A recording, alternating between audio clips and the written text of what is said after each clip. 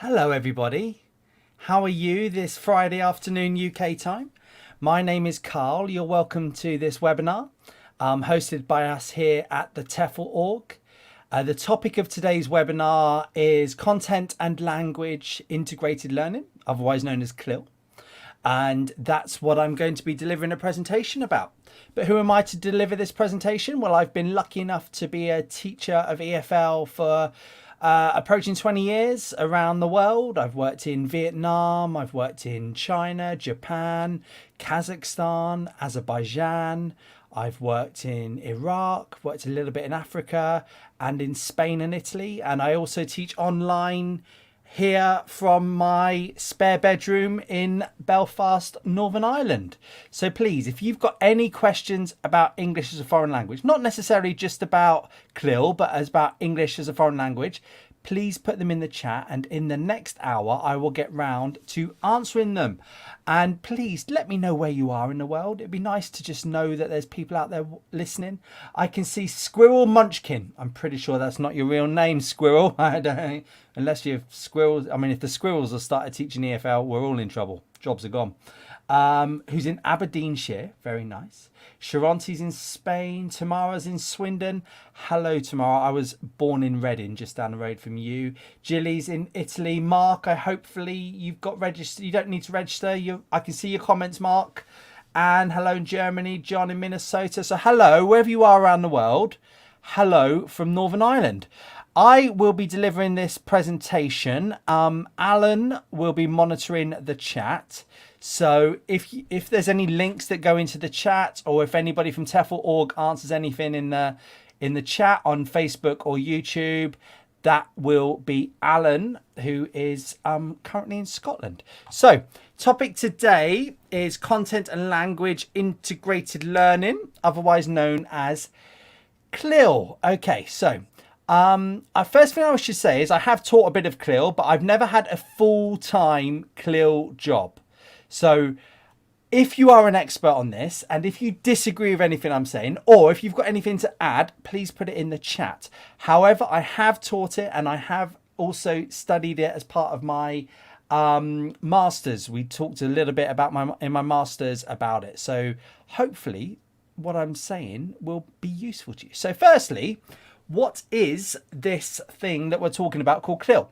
So the first thing to say about it is it's the sort of summary of it is when you're learning an academic subject while learning a language.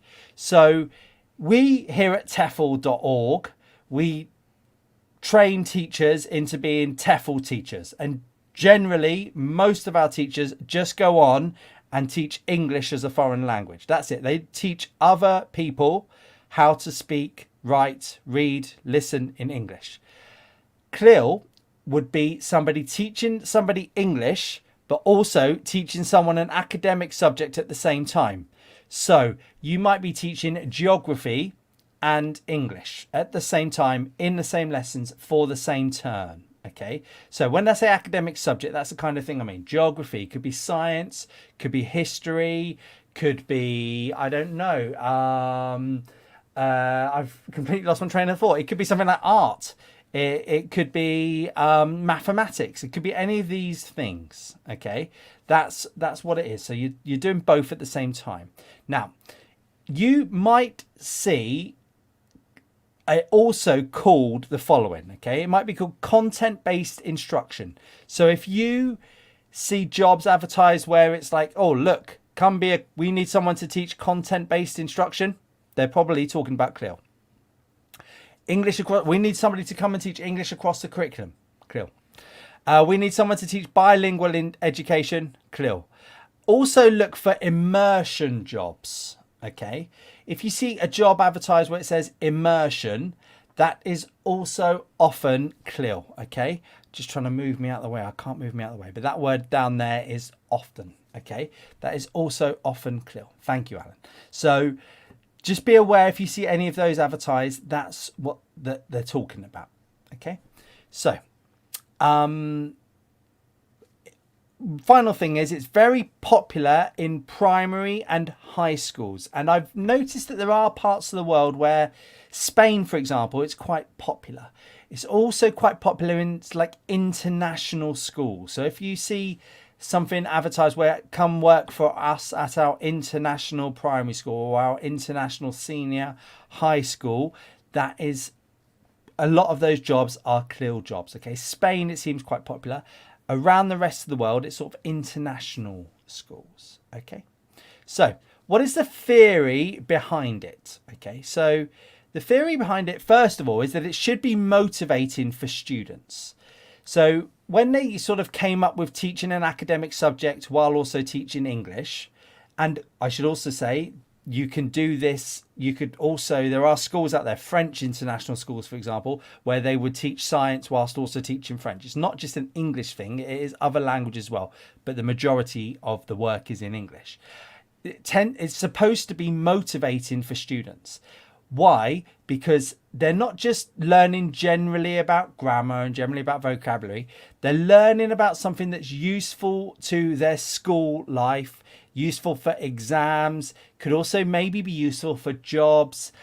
It's also seen as being more interesting than the sort of general English textbooks that you might see out there. So the theory behind, if you're teaching science and you're teaching English at the same time, is that it should be motivating for the students. Okay, that's the theory. The next theory behind it is that it's useful for the student's future. So for example, I know that I taught a lesson yesterday from a general English textbook. Not something I like doing too much, but it's something that I did yesterday. I taught online, and in that textbook, there was a lesson about a painting that was painted in the 1970s. And I was teaching that online to a guy in his 20s. And I could see it didn't really get him going. It wasn't really interesting. He was sort of saying, well, how is this useful for me? I don't really want to talk about paintings. Whereas if you're doing CLIL, where they're sort of talking about science, maybe in the future they'll get a job in science, or maybe in the future they'll get a job where they need to do maths, or they'll go to university where they need to talk about science. So the idea is to get texts and get them talking, producing things that will be useful for them in the future. The other thing is it's more authentic because it uses authentic texts that are written about science, or authentic texts that are written about history, maths, or lectures that you'll listen to, whatever it might be. They can be adapted a little bit for the level, but in theory they should be pretty sort of at the level that would be used in a senior school in the UK or in America or in Australia. So it is seen as more of an authentic way of learning, because, you know, your best way to learn a language is to do it with subjects that you're interested in, or subjects that are going to help you. Talking about a 1970s painting might not be useful to you. Okay. Now, it's also seen as quite a long-term process. So that's why it often starts in primary school, in that it can take many years to become proficient in CLIL. And I'm talking there really about sort of in the English side of things, in the language side of things. If you go to a school, or you go to an online school as a student, and you are just taught English grammar, and you're just taught a range of English vocabulary in different texts, different subjects, this kind of thing, the theory goes that you will learn more quickly English. Forget the other side of it, the academic side of things, but you learn English more quickly than you would do doing CLIL. So CLIL is seen as a long-term way of learning the language, and it is seen as, because of that, it's seen to get the quality in better. That's the theory behind it. Okay. I can see some people saying that it's taught in Italy as well. Yes, I've definitely seen it taught in Italy as well. Thank you very much. Please, if you've got any experience of anything like this, please put it in the chat. Fluency is seen as really important in CLIL. Okay. Accuracy, so how accurate your words are, how accurate your grammar is not seen as important as being able to talk fluently about the subject, because the subject is the sort of key things to it. And reading is seen as very important in CLIL, because if you go to university, if you go to study sort of senior school level, you do a lot of reading.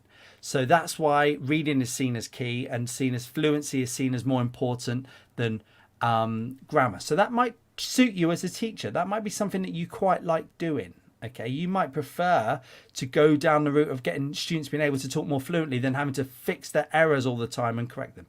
There is some error correction, but there is also fluency that is seen as more important.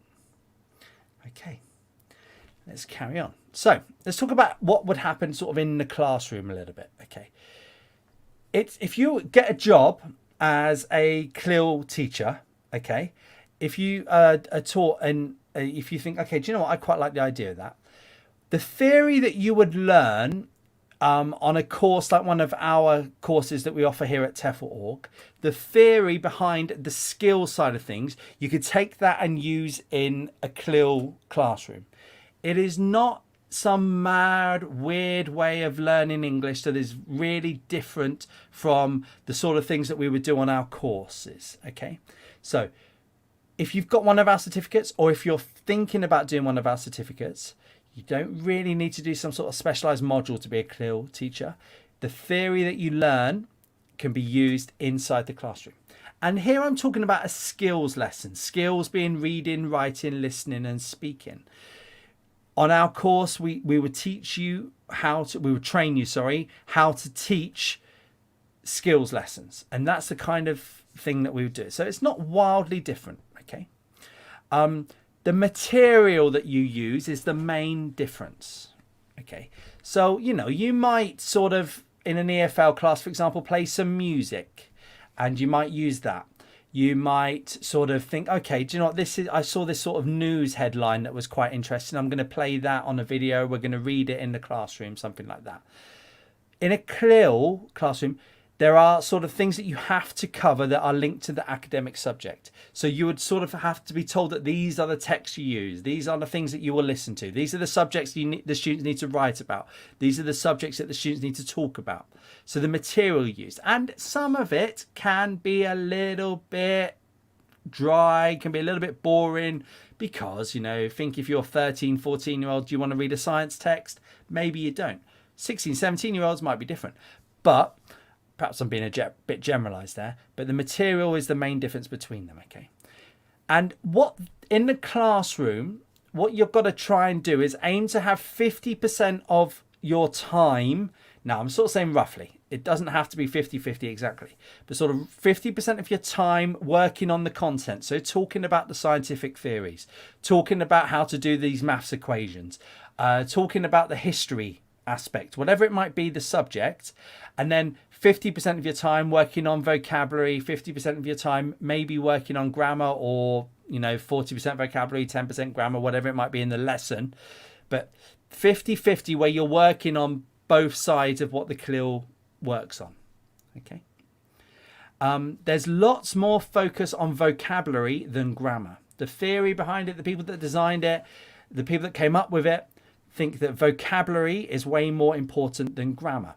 And this is something that I quite like the idea of myself, to be honest. I think that actually to become better at a language, yes, you need some grammar. Of course you do. I'm not saying you don't need any grammar, but the more words you know, generally, the more proficient, I believe, you can get in a language. So I do like the idea of lots of emphasis on vocabulary compared to emphasis on grammar. Thank you. I can see some lovely comments about that in the chat, and I'm going to get round to them in a minute. But please, if you have any questions at all about CLIL, or if you've got any questions at all about English as a foreign language, hopefully I can get round to answering them. Anything at all. If you're looking to become a teacher, if you're looking to carry on teaching, you're looking to change jobs, move to a country, I'm hoping I can answer it for you. Anyway, let's carry on. So, what is a typical lesson? What would a typical CLIL lesson be? Okay, so you'd have some sort of warmer. So I don't know, that might be something like a discussion question that you put up on the board. It might be something like a picture that you put up on the board to get the students thinking about the subject.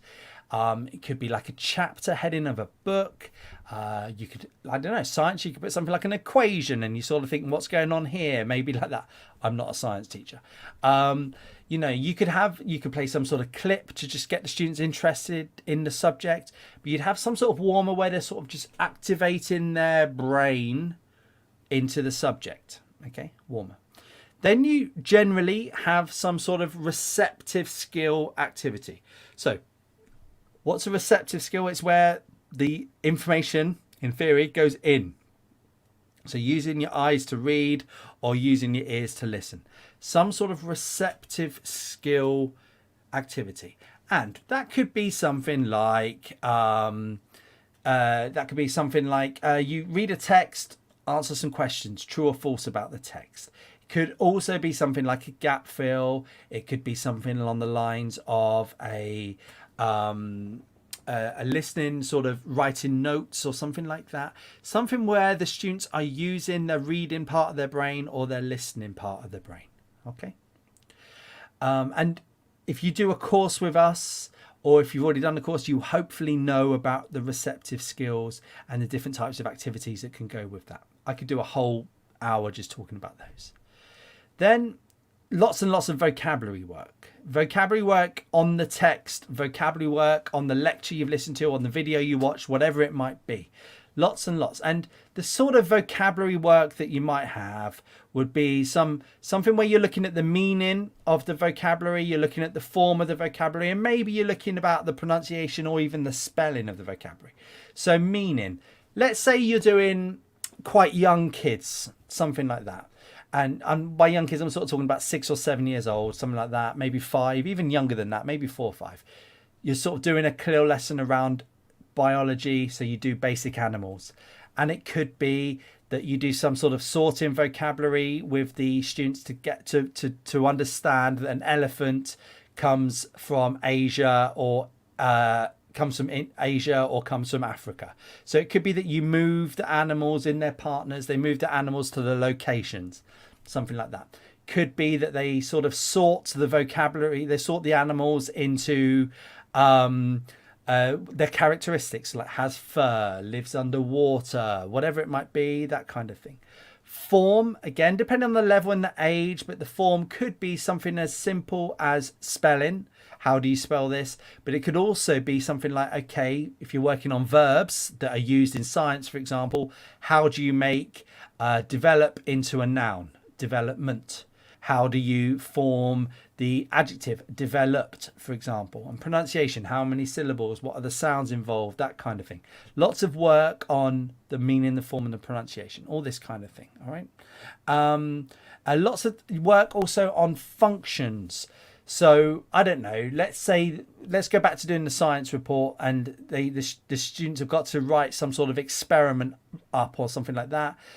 You know, you would sort of say to them, right, these are the phrases that would be used in the conclusion section. These are the phrases that would be used in the methodology section.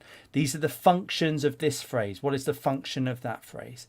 That's the kind of thing that we're looking for. That's in a CLIL lesson, the functions. Okay. Then possible grammar activities. Remember, the focus isn't on grammar, but you might do some sort of grammar activity that comes from the text. So it could be, you know, you're looking at the passive voice, for example, used a lot in scientific texts, also in sort of geographical texts, that kind of thing. Or if they're sort of younger, it could even be things like the past tense, past simple that's used in stories, something like that. It depends on what you're teaching, of course, but you do a little bit of grammar in that. Okay, so but possible. You don't have to have grammar in it, you know, as long as the key thing, if you're being observed, would be to get lots of vocabulary work in there. Okay, then some sort of productive activity, so some sort of writing or speaking activity that follows on from it. Could be something like it could be for homework, but it could also be something like deliver a presentation on a country, geographic one, deliver a presentation on a historical period, history thing. Could be something like write about your favorite animal, write about an animal you know, something like that. Write, you know, any sort of, or on next lesson, bring in a photo of your parents. If you're doing something about, I don't know, biology, something like that, or family trees, you did, and talk about it. You know, it totally does depend on the academic subject you're teaching, but some sort of productive activity that always comes from it. Okay. So how can it help you find work? So if you're thinking about CLIL and you think, do you know what, I'd quite like that, or if you sort of see it advertised and you're like, I don't know whether I can go for that or not, how can it help you find work? So first thing to say is that when I see CLIL jobs advertised, many of these jobs do not need specialized subject knowledge. So you don't often see, now you do sometimes, I'm not going to lie, but most of the jobs don't say we need someone with a science background to teach CLIL at our high school in Verona, whatever it might be. Okay, you don't see that. Now, would it help? Of course it would. But a lot of the jobs advertised, they are looking for people with a TEFL certificate, basically, who are willing to teach it, because a lot of the materials are provided, that kind of thing. But many jobs do not need a specialized subject. Okay, however, it's sometimes part of your contract not to have the specialized subject, but it's sometimes part of your contract to teach some CLIL classes. So you might be taken on in a high school in Barcelona to teach EFL, for example, but there also might be part of your contract to teach 2 or 3 maths classes, something like that. So it's something that you would need to have. You'd need to teach yourself that knowledge a little bit, but you probably won't see it necessarily in a full-time CLIL contract. Okay. So if you are a degree holder, pretty simple. So if you've got a degree in science, or you've got a degree in history, you've got a degree in geography, amazing. Schools will absolutely love you if they're looking for a CLIL teacher in that subject. You would apply and you say, look, I've got my EFL certificate, I've got my TEFL certificate, I've passed it. I've also got my degree in geography, I've got my degree in science. They will absolutely love you, the schools. They will think you're fantastic, okay? Brilliant. But not obviously we know that not everybody has degrees. So if you're going to apply for them, if you're going to apply for this job, emphasize your A-level subjects as well, because A-levels are what we learn in the UK at the age of 16, 17, 18. So if you've got a science A-level, or you've got a maths A-level, or whatever it is that they're sort of looking for, show that pretty clearly in the application. You look, I got a B grade in science, in chemistry, whatever it might be, because that's pretty good level of knowledge if you're going to be teaching maths to 6 or 7 year olds, or sort of 11 to 12 year olds, something like that. So don't think, oh, I haven't got a degree, but have I got an A level in those subjects? Have I got a higher high school certificate in this? Go for it. You never know, they might like that. Okay. If you're an independent teacher, if you are setting yourself up to teach yourself, like I do, I teach online, I find my own students, all that kind of thing. If you're looking for that, and I've done webinars about finding your niche, I think this could be a good way of finding your niche if that's something that you're really interested in. If you've got lots of scientific knowledge, or if you've got lots of mathematical knowledge, why not advertise yourself? Get yourself a website, get yourself a Facebook group, all the things that are good for marketing, and say, I am Carl, the history EFL CLIL teacher. Phrase it better than that, but something like that. I'm talking because I love history. So why not use this knowledge? Now, what the thing I would say is you'd have to find the resources, but there might be people out there who are willing to pay for their son, daughter to go and learn with you, because they know that their son, daughter's going to go study a history degree in New York, or a history degree in Singapore, whatever it might be. Okay. I think it's a good way to use it as your niche. I think if you could be good at this, and if you can get your marketing right, I believe if you choose a subject where there's lots of demand, I believe there's money in it myself. Thank you very much. That's me finished my little presentation. Please, if you've got any questions, please put them in the chat. Anything at all, I'm here to help you answer it. Okay, so people in Philippines. Emma, you're still here in Bangor. I don't know where you are in Bangor, Emma Walker.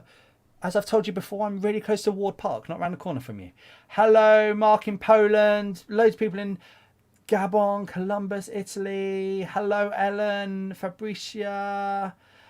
Caroline, Nora, it's very popular in Italy in primary and secondary schools. Yeah, I think Italy is definitely one of the places where it is quite popular. I think Southern Europe, it seems to be quite a big thing. So if you're looking to work in those places, why not say, get yourselves, a little bit, start doing some research on CLIL. Google's your friend.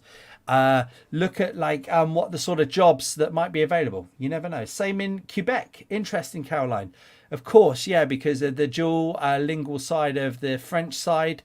Half of those curriculum is English, half in French. So see, there we go. It's not just an English thing, it's also a French thing as well in Caroline, as Caroline says there in Canada. Thank you. Liliana, you're trying to implement it in Argentina, but lack of resources, of course. Yeah, I think the resources is an issue. If you're going to set yourself up independently, I think finding texts or finding lectures that you're going to use might be difficult.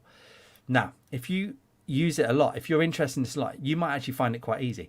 But for me, I think I would sort of struggle to find the texts. Okay, but Liliana, that's interesting. I like it. Thank you. Ariston, hello.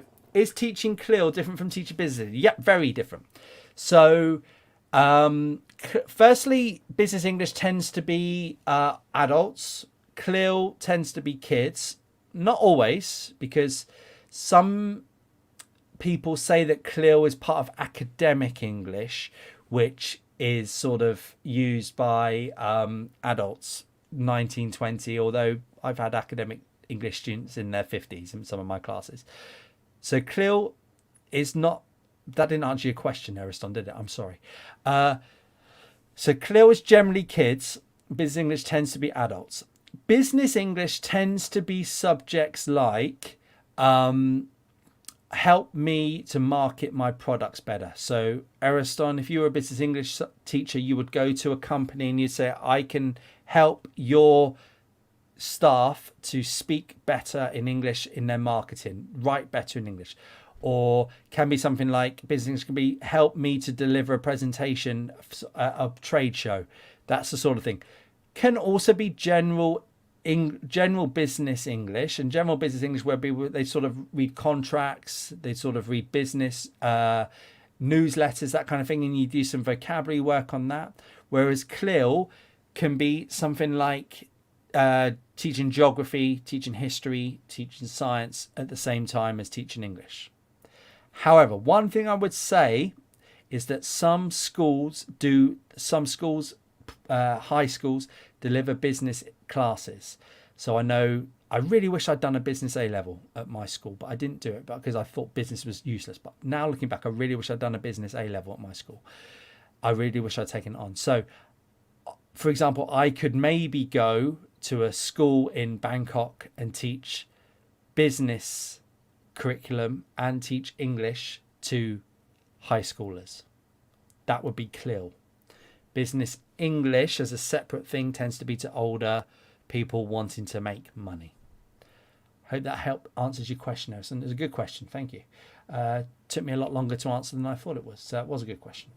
Ron, hello. In the Philippines, you do that from preschool to college. Okay. High school history, computer, and other subjects. Now, that's an interesting one, Ron, because I know that there are a lot of really good Filipino teachers. So I do wonder if that is part of the reason why Filipinos are really good at speaking English. Maybe. Let me know your thoughts on that, Ron. Ariston, you're in Congo. I don't think we've ever had anyone, have we, Alan, from the Democratic Republic of Congo? That's really interesting. I hope you're doing well out there, Ariston. Lalanox, thank you. I'm glad you appreciate the webinars, and I'm glad you got some fantastic ideas from me. Thank you. Danielle, A-levels are AP credit, are they? Good. That's good. I had no idea. Tina, hello. Am I going to do any Finding Your Niche webinars soon? Look back. If you're on Facebook, Tina, yes you are. Look back on our loads of videos on our Facebook page. I've done ones before about finding your niche. Just really quickly, what I would suggest is the reason why, if you're going to find your niche, is because it helps you with your marketing. So what you need to think about is a few things.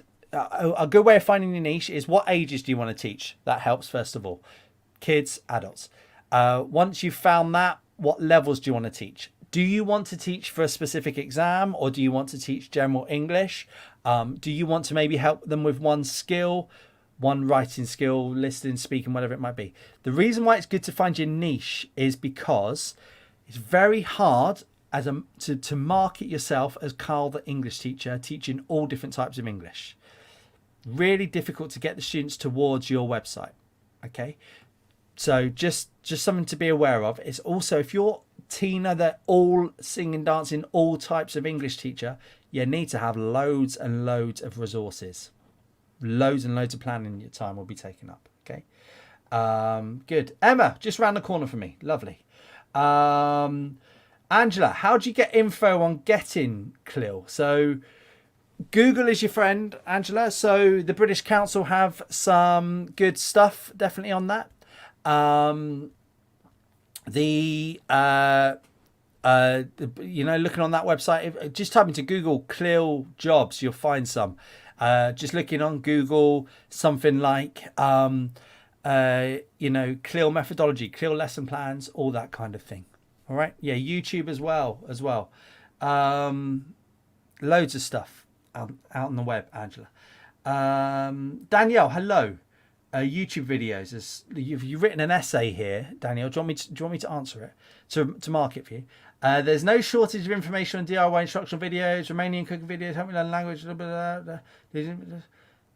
Yeah, good point, Danielle. I think that really helps you to. That's a really good idea on something that you could do.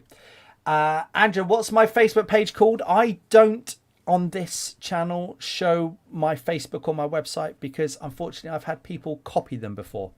So I don't, for people that are looking for work, I don't throw it out there. My personal Facebook page or website, because I've had people copy them, unfortunately. Thank you, Venus. Ellen, hello.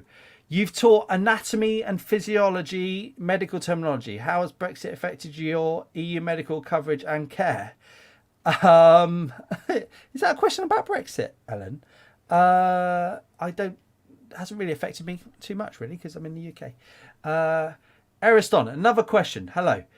Does your pre-TEFL teaching experience help a lot as a non-native English speaker when applying for jobs? Yes, for sure. So, if you see jobs where they say no experience needed, then, obviously great. If you're newly and fresh off the TEFL certification, then you can go for those. However, if you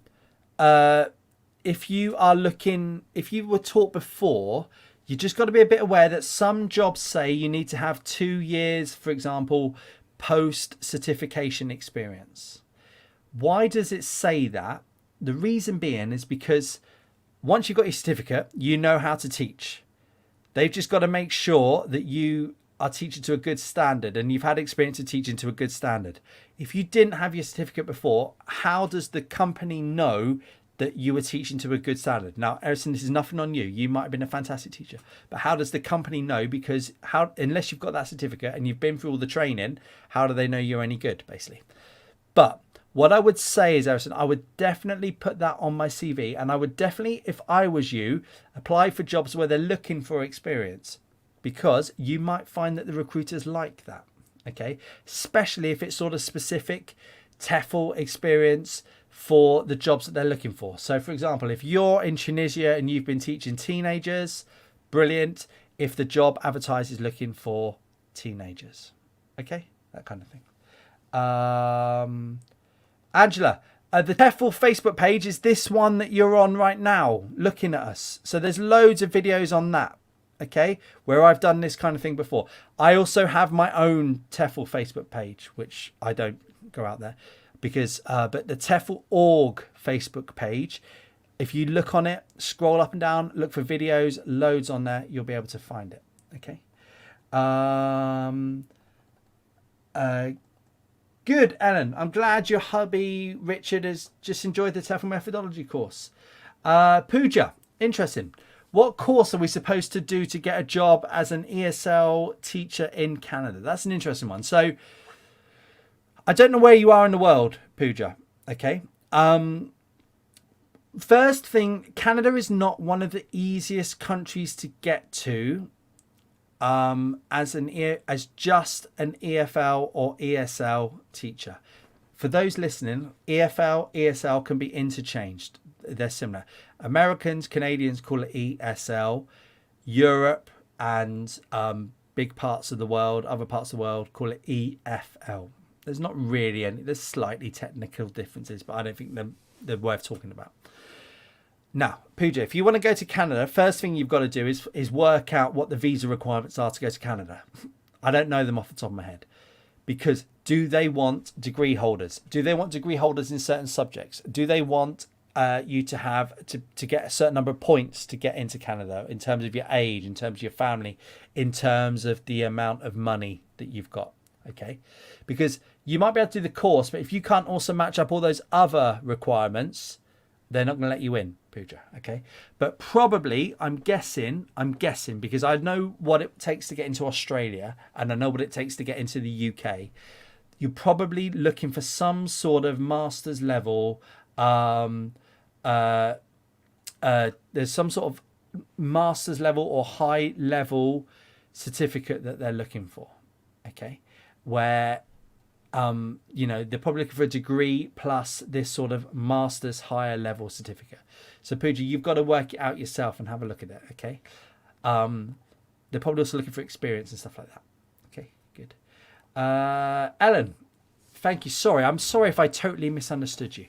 Actually wanted to understand how you could teach business medical and how Brexit has affected EU medical coverage and care. Right. Business. There's, as far as I know, there's not a type of English teaching that's called business medical teaching. What there is there's business English and then there's medical English. I'm not sure how the two would be combined. Now, I might be wrong, but I've never come across it. I've never been asked to teach it. I've been asked to teach medical English. I've been asked to teach business English. So I don't know if that helps you, Ellen. Obviously, you get medical administrators that have to know business. I would guess they probably just need to know business. They don't need to know medical English because medical English is terms like the body, surgery, that kind of thing. I'm guessing. Right. How has Brexit affected EU medical coverage and care? So in the UK, we still have our National Health Service. We're still all fine. We can still go get free healthcare from the doctors down the road from me. How it has affected us, I believe, and politicians might disagree, is that we don't have as much people coming to us from Europe to be nurses, to be doctors. I have helped many Italian nurses, for example, come and work in the UK. I'm guessing that's a lot more difficult nowadays for them. So could I get, obviously different countries in Europe have different healthcare. This is not really a TEFL question now, Ellen. So could I still get free healthcare? Because we used to get like this special form that we could fill in. I don't know. I've not been to Europe for a while. Ellen, but I've bumbled through that. I don't have a clue really, but I was trying my best to answer it for you, Ellen. Angela, hello. If you don't have 2 years post experience, then how do you get started? Who are like, yes. Yes. So Angela, you don't need to have 2 years experience to get a TEFL job. No. In fact, I'm going to show you something. Let me have a look at a job. A couple of jobs I'm going to show, and I'm just going to share my screen. Okay. So on our website, TEFL.org. Okay. If you can have a look here. So for example, this is a job that is on our website. If you go to the TEFL jobs section here, you'll click on that and you'll see all the jobs here. Okay. There's a job I saw here, which was in Russia, for example. I'm not saying you have to go to Russia, Angela, but I saw this job and it was a job I thought, do you know what? If I was newly qualified, if I didn't have a wife and kids, I'd probably go for it. Do you need a degree? No, you don't. Do you need to have any experience? No, you don't. All you require is this a TEFL certificate. So if you've done one of our TEFL certificates, and if you want more information on that, if you go to our website and go to the TEFL courses section, you'll definitely be able to find stuff like that. You got your qualification. Can you communicate with adults and can you talk to children? Fantastic. Well done. Go to Moscow. Have a great time. I had a bit of fun. I had a fun weekend in Moscow one time. So perfect. Might be something that you're interested in, Angela. I don't know. But let's just contrast that. Here's a job in Ferrara. I'm sorry if I pronounced that badly, in Italy.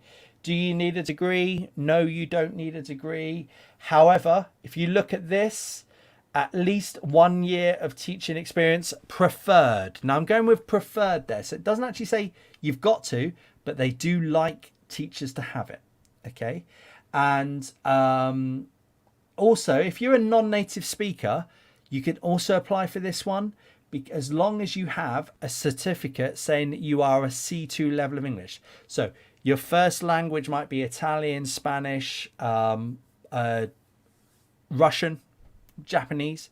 But if you've got a certificate that shows you can speak at a C2 level, you could apply for this one.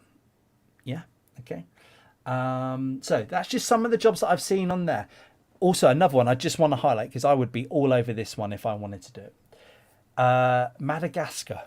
That would be absolutely amazing. I would love to get myself out there. 8-month contract starting in December. Lovely. However, you do need to have a degree for this one. So if you don't have a degree, that's different. That's different. But I just think it just sounds fantastic. Look, there's even use of a car, I think, if I remember. A shared car. I don't think I've ever had a job ever where I've got a car.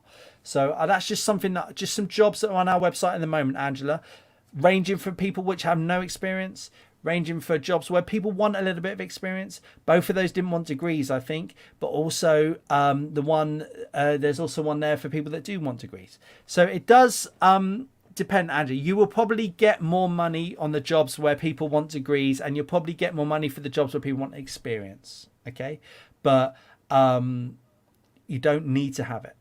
Okay. Alex, hello. How are you? How do you charge a late cancellation fee? So if you're I know Alex is a regular in our webinars. He's setting himself up as an independent teacher online. I think that's right, Alex. Let us know how it's going. So if a student cancels last minute, how do I charge a fee? Well, it depends. If they're a regular, I would just add it onto their invoice.